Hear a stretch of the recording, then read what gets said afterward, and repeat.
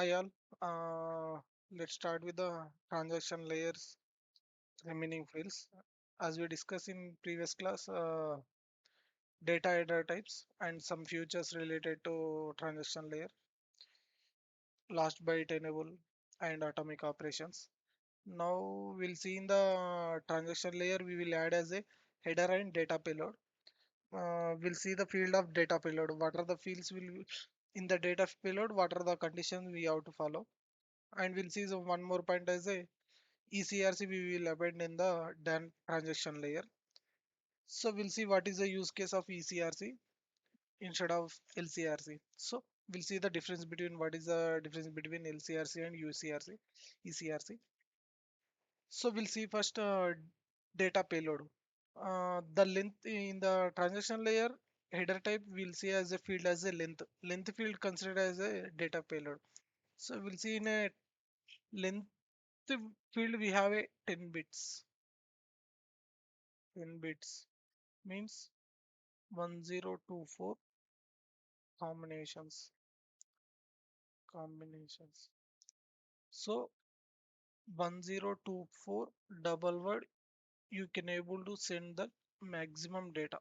This is the maximum data you can able to send through PCIe TLP. So each double word having 4 bytes.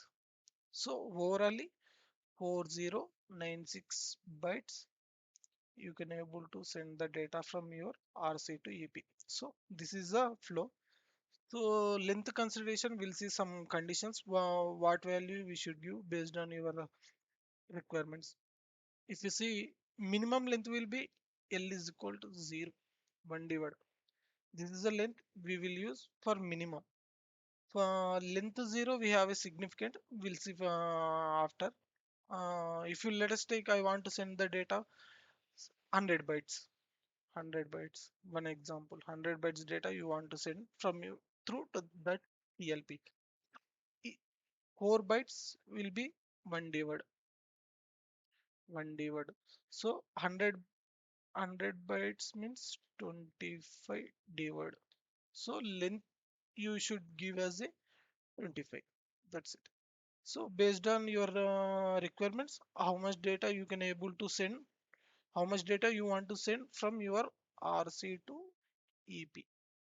So your memory read, memory write or conditions. So whenever you want to write data from your RC to EP, you will use as a data payload. You should be append in the transaction layer TL layer. You have to append the data. So based on length, you have to append the data. So we'll see some condition. What is the condition we have? Data payload indicates the length value present in the TLP header. So how much data you let us say I took as a 100 bytes of data. So based on this 100 bytes data, you are calculating length will be 25. 25 will be append to the in the header. Length field must be in double bytes, not be kind of 0.5, 2.5 like that. So one means one divide means 4 bytes data. That will be the fix. You cannot give as a, I want to send 2 bytes of data. So no, even you want to send 2 bytes of data, you should be give as a length as a one. That is the limitation you should give. Maximum payload size is dedicated decided in the device control register. So in the through link you are able to send maximum will be 1024 double words, but based on device control register you can encode like you can split the packet like 256 bytes of data, bytes of data you can able to send, or else to 512 bytes of data you can able to send based on your device control register will be there.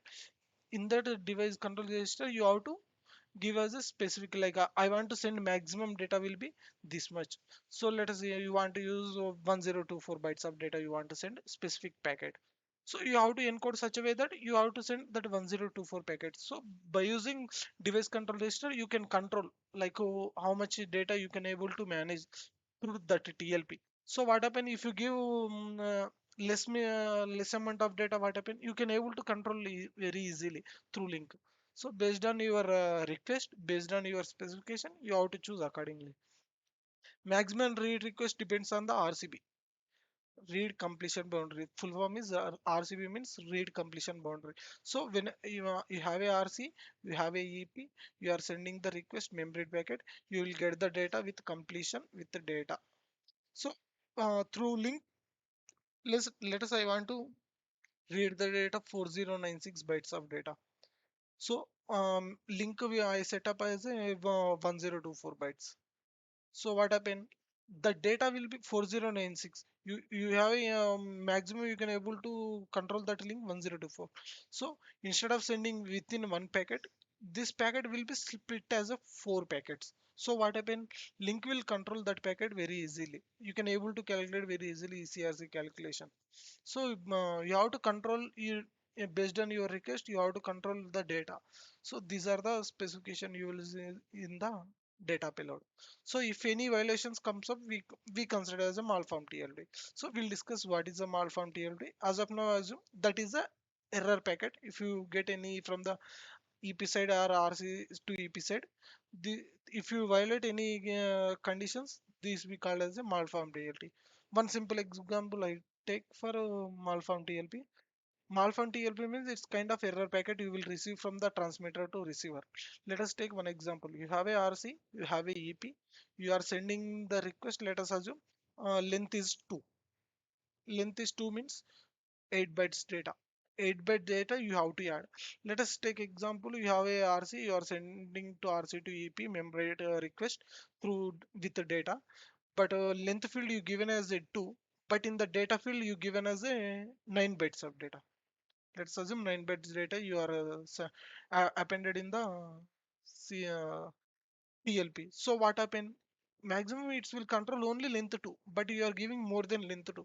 The EP will consider as a, that one is a malform TLT. So that data won't be reflected to the EP side. So instead of you have to this kind of errors, you need to be take care before sending to the link. So these are the fields we can see in the transition layer TLP headers. So we'll see what is the significance of ECRC. ECRC means end-to-end cyclic redundancy checks. So end-to-end we have to check. Let us assume one say example for that. You have a RC, you have a switch, you have a endpoint. RC will connected through this link. EP is also connected to this link. RC, switch, EP.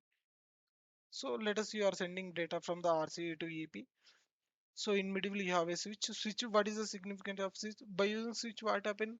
You can able to connect more number of endpoints. Like instead of connecting only EP endpoint, let's I want to connect as a more devices. Let us example is I want to connect as a USB port. I want to connect as a hard disk. I want to connect as some printer, some any mouse, any peripherals. If you want to connect with through a single PCA, you have to use as in middle as a switch. By using switch, what happen? You will connect. You can able to control the more number of devices.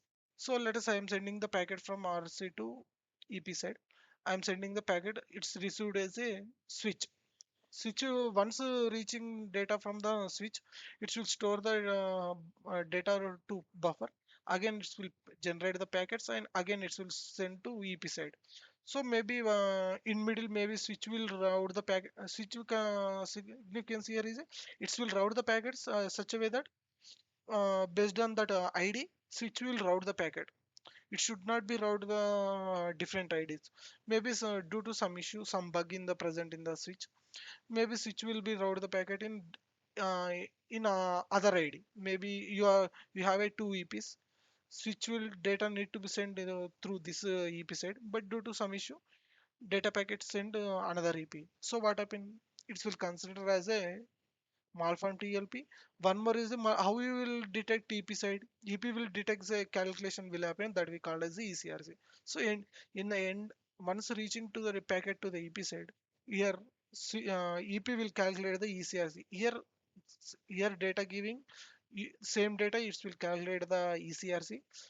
Once receiving that data, here also will calculate the ECRC. The previous ECRC and present ECRC will be compared whether it is same or not.